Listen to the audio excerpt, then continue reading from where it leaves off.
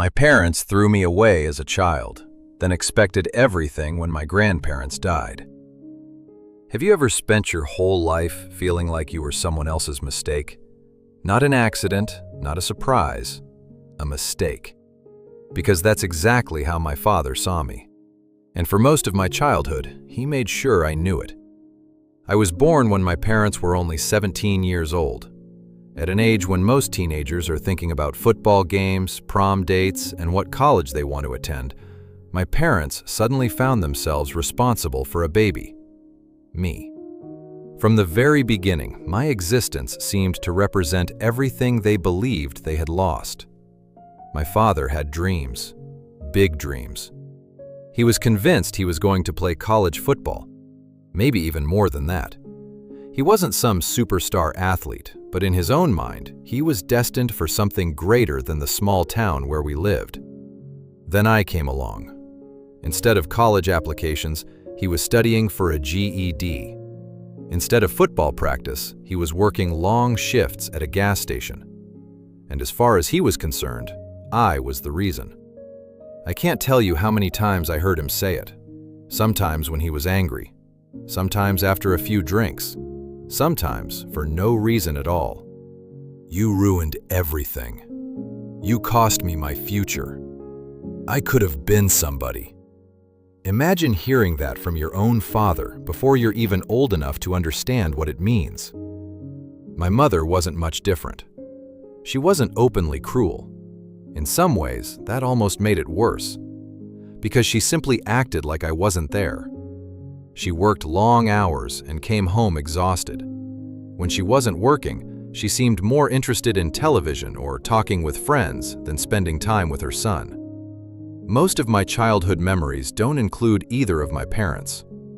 Instead, they include an elderly woman who lived next door, Mrs. Patterson. She wasn't warm and cuddly. She wasn't the type of grandmotherly woman who baked cookies every afternoon. In fact, she was known around the neighborhood for being cranky. Kids avoided her yard. Adults spoke about her carefully. But somehow, she treated me better than my own parents did. She watched me while they worked, made sure I ate, helped me with homework. And occasionally, when she thought nobody was looking, she'd sneak me a piece of candy. Looking back now, I think she felt sorry for me. Even as a child, it wasn't hard to see that I was being raised by obligation instead of love. Years passed. My father eventually worked his way up from gas station employee to manager. For the first time, my parents seemed optimistic about their future. Then my mother got pregnant again. I was 6 years old when my little sister was born, and that's when everything changed. Not gradually, not subtly, immediately. The moment my sister entered the world, I became invisible. I remember standing beside my mother's hospital bed. Relatives crowded around. Everyone smiled. Everyone laughed. Everyone took turns holding the baby. Nobody spoke to me. Nobody asked how I was doing. Nobody even seemed to notice I was standing there. I can still remember watching my father hold my sister. His face looked different. Soft, proud, loving. Expressions I'd never seen directed at me. That was the day I learned an important lesson. Some children are welcomed. Others are tolerated. As the years passed, the difference became impossible to ignore. My sister got new toys. I got hand-me-downs. She got birthday parties. I got a cake from the grocery store. She got hugs. I got instructions. Eventually, we moved into a small 2-bedroom apartment. At first, my sister and I shared a room. It wasn't ideal, but it worked. Then one day, my parents decided she needed her own space. The obvious solution would have been finding a larger place. Instead, they moved me out. Not into another bedroom, onto the living room couch. For 2 years. 2 entire years. Every night, I'd unfold blankets and make a bed on the couch. Every morning, I'd pack everything away before anyone woke up. I had no room, no privacy, no place that belonged to me. I owned very little, a few clothes, school supplies, and an old Game Boy that was already outdated by the time I got it. My sister's room, meanwhile, was painted beautifully, covered in decorations, filled with toys. Sometimes I'd stand in the doorway looking at it, not because I wanted the toys, because I wanted to know what it felt like to matter that much. The answer never came. Then, when I was 10 years old, something happened that changed my life forever. One evening, my parents sat me down at the kitchen table. Neither looked particularly emotional. In fact, they seemed strangely relieved. My father folded his arms. My mother stared at the table. "We're moving," my father said. I nodded. Kids move all the time. At first, I didn't think much of it. Then he continued, "And you're staying here."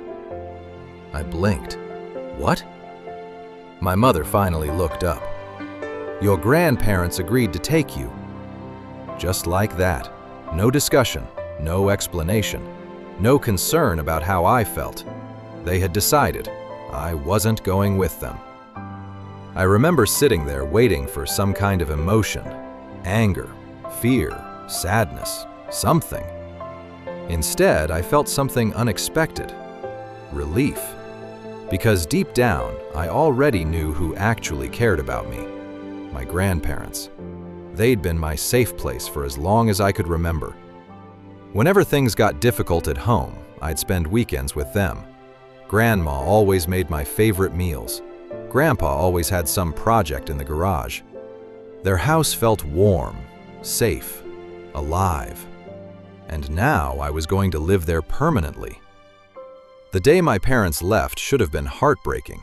Instead, it felt like someone had finally opened a prison door. I watched their car disappear down the street. My father didn't look back. My mother didn't cry. My sister barely waved. And for the first time in my life, I wasn't disappointed. Because standing beside me were the two people who had always chosen me. Grandma wrapped an arm around my shoulder. "Come inside," she said gently. "Let's get you settled." When I walked into the room they had prepared for me, I nearly cried. Not because it was fancy, because it was mine. My own bed, my own dresser, my own space. A place where nobody could suddenly decide I didn't belong. A few weeks later, Grandpa surprised me with something I still remember vividly: a Nintendo 64. To some kids today, that probably doesn't sound like much, but to 10-year-old me, it felt like Christmas morning, the 4th of July, and my birthday all rolled into one. I couldn't believe it. "Really?" I asked. Grandpa laughed. "Really?"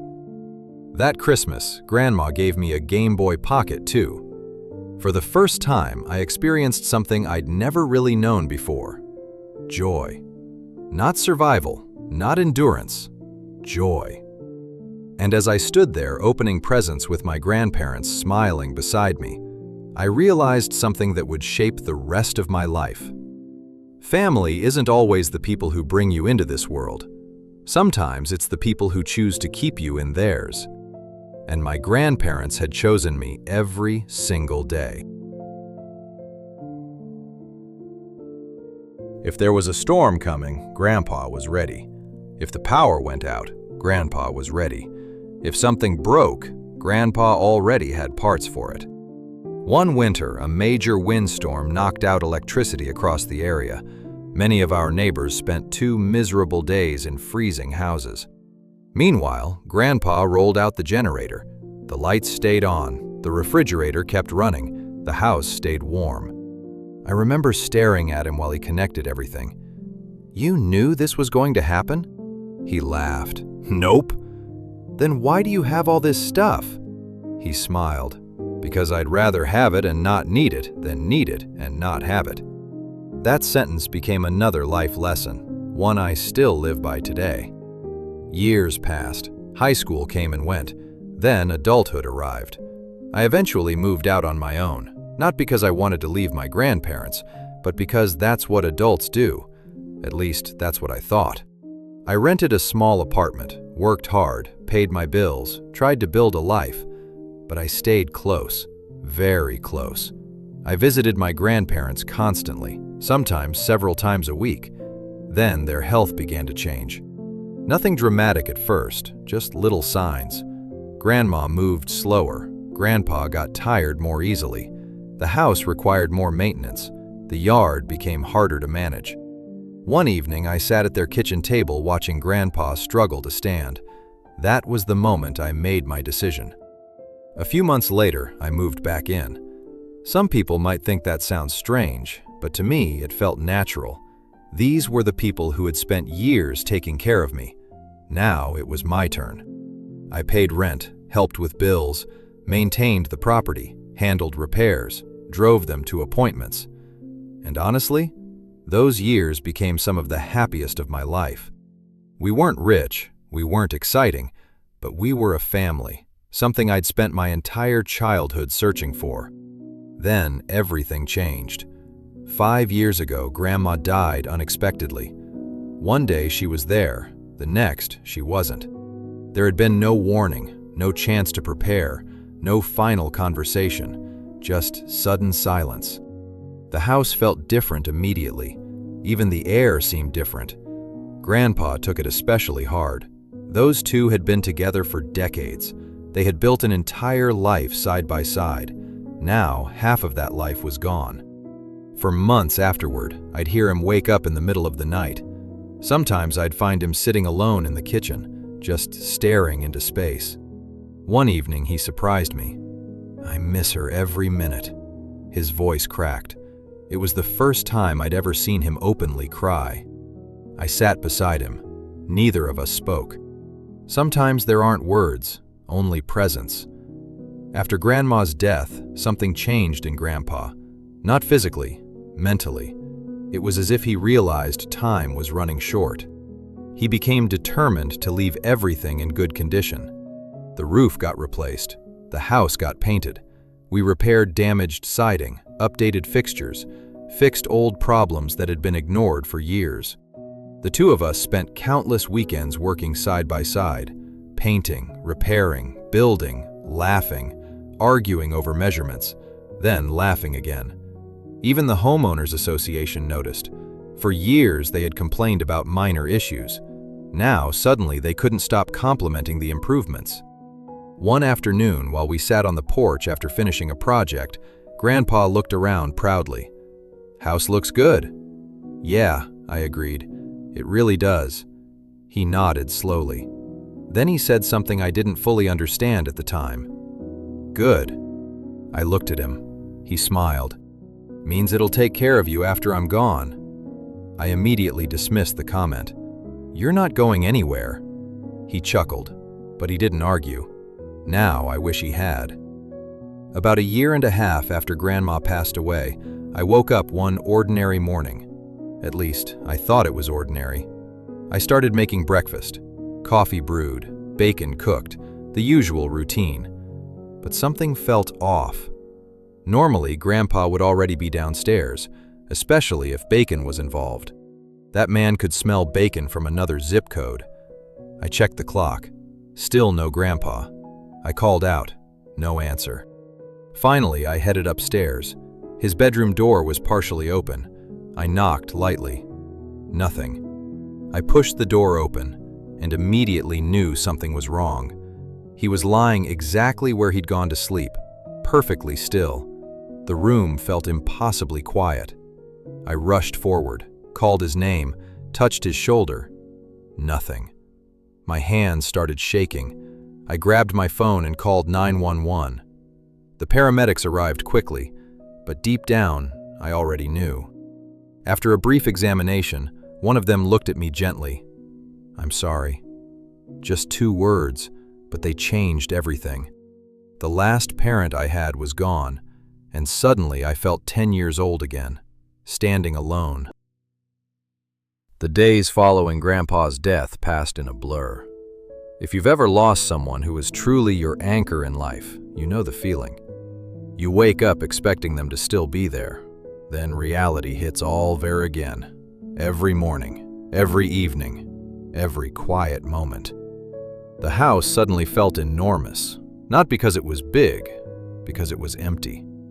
I found myself noticing little things: his coffee mug still sitting beside the sink, his reading glasses on the end table, his favorite jacket hanging by the door, the unfinished crossword puzzle beside his chair. Every object felt like a reminder. Every room carried a memory. Planning the funeral was one of the hardest things I've ever done. Not because of the logistics, because every decision made his absence feel more real. What flowers would he have liked? Which photos should be displayed? What songs should be played? Questions I never imagined having to answer. And then my parents showed up. The first time I'd seen them in quite a while. The moment they walked into the funeral home, something felt off. I couldn't explain it, not at first, but my instincts immediately started warning me. My mother barely acknowledged me. My father gave me a short nod. My sister arrived wearing an expensive designer dress that looked more appropriate for a cocktail party than a church service. Several relatives exchanged uncomfortable glances. I wasn't interested in starting an argument, so I said nothing. But the entire time I noticed something strange. My parents kept whispering to each other, constantly, every few minutes. Whisper, glance at me, whisper again, another glance. It wasn't grief, it wasn't sadness.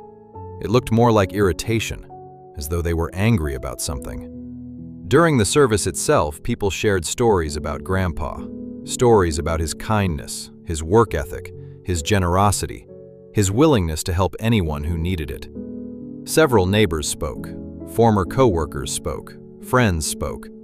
Even George, the neighbor who had helped us with plumbing projects, stood and told a story that had everyone laughing through their tears. Meanwhile, my parents sat silently, emotionless, almost bored. And that's when I knew something wasn't right. I just didn't know what. A few days later, the family gathered for the reading of the will. I wasn't nervous. Why would I be? I already knew Grandpa had taken care of his affairs. I assumed everything would be straightforward. I couldn't have been more wrong. The attorney opened the meeting professionally. Then he began reading. As the details unfolded, the room grew increasingly quiet. Then came the moment that changed everything. My grandparents had left nearly everything to me: the house, their savings, their vehicles, their possessions. Everything. The attorney continued reading, but I barely heard him, because my mother's face had gone pale. My father's jaw clenched so hard I thought his teeth might crack. My sister looked like she'd just swallowed something sour. Then came the explanation. Years earlier, my grandparents had formally removed my parents from the inheritance. Not recently, not after some argument.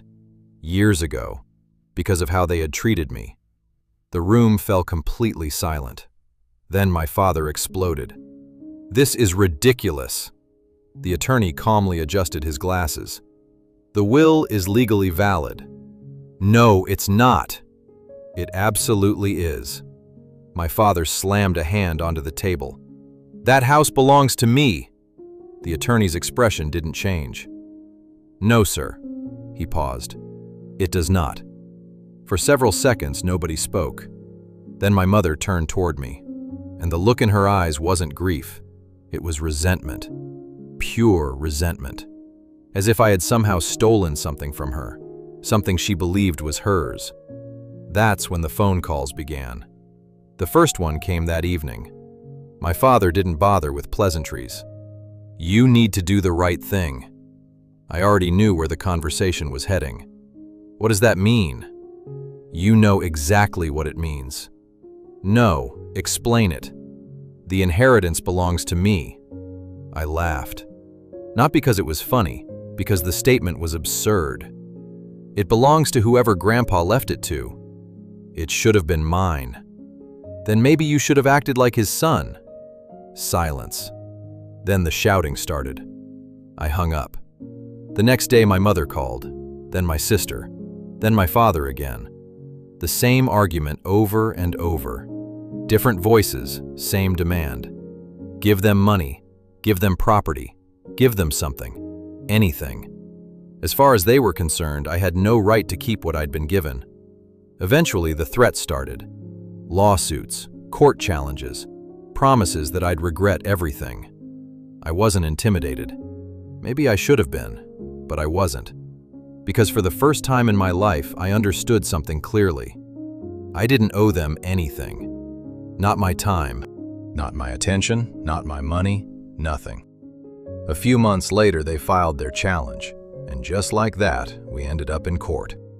I'll admit I felt nervous walking into that courtroom, not because I thought I'd lose, because I hated conflict, always had. But there are moments in life when standing your ground becomes necessary. This was one of them. The hearing itself was surprisingly brief. The judge reviewed the documents, listened to testimony, asked questions, then examined the will, again and again. The more information he received, the more his expression changed. Eventually, he looked directly at my parents, and what I saw on his face wasn't confusion. It was disgust. The kind of disappointment you normally see from a teacher addressing a student who should know better. Finally, the judge spoke. The will was valid. The challenge had no merit. The inheritance belonged to me. Case closed.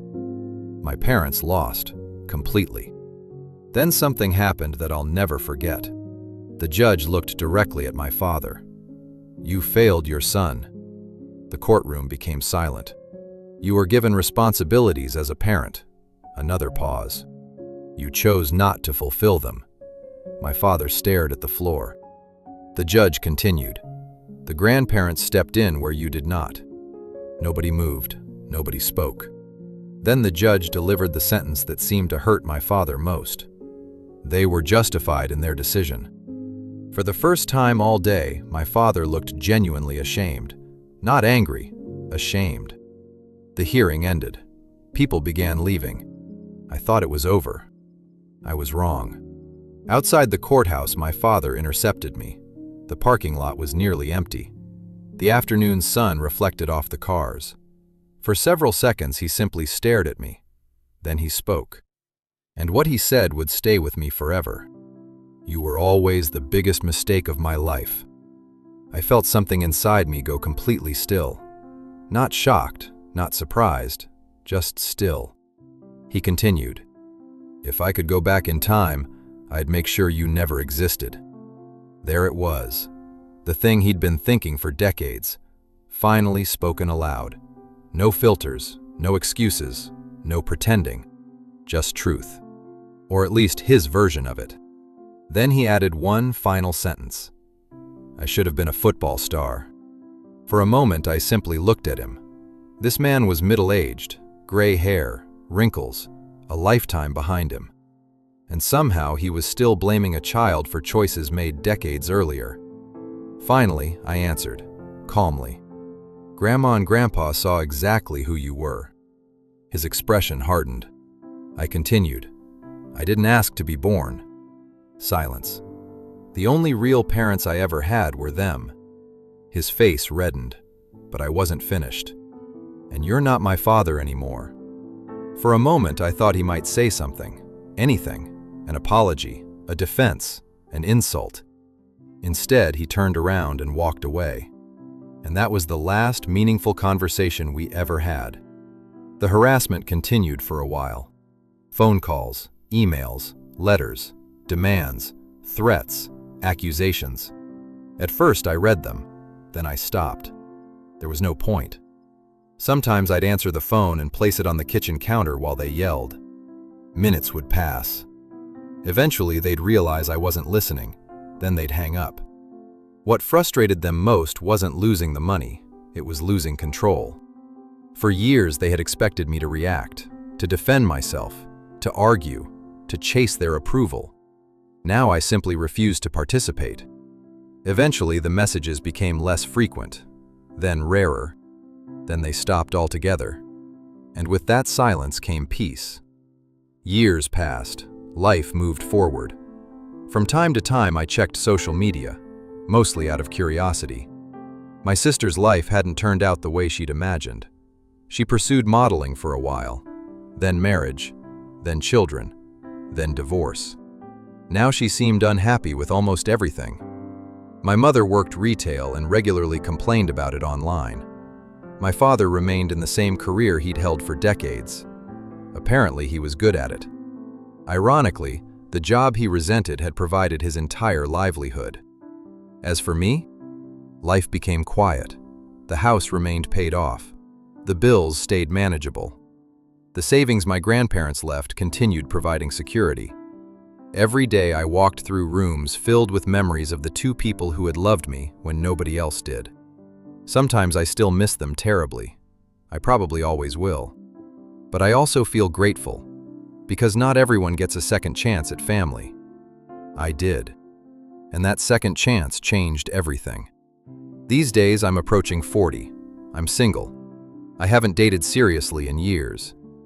Maybe that's because part of me spent so much of life focused on survival. Maybe it's because trust doesn't come easily after childhood like mine. But loneliness has a way of making itself known eventually. So perhaps that's the next chapter. Maybe one day I'll meet someone. Maybe I'll become a husband, maybe even a stepfather. And if that happens, I already know one thing for certain. I'll never make a child feel the way I felt. Because my grandparents taught me something my parents never understood. Being a parent isn't about biology. It's not about blood. It's not about obligation. It's about showing up, day after day, year after year, choosing someone, loving them, protecting them, guiding them. My grandparents chose me when they didn't have to, and because of that, I became the man I am today. If there's a lesson in my story, it's this. The people who truly matter aren't always the ones who gave you life. They're the ones who stand beside you when life gets hard, the ones who make you feel wanted, the ones who choose you. And sometimes, those people become your real family, not because of blood, but because of love. And in the end, love is the inheritance that matters most.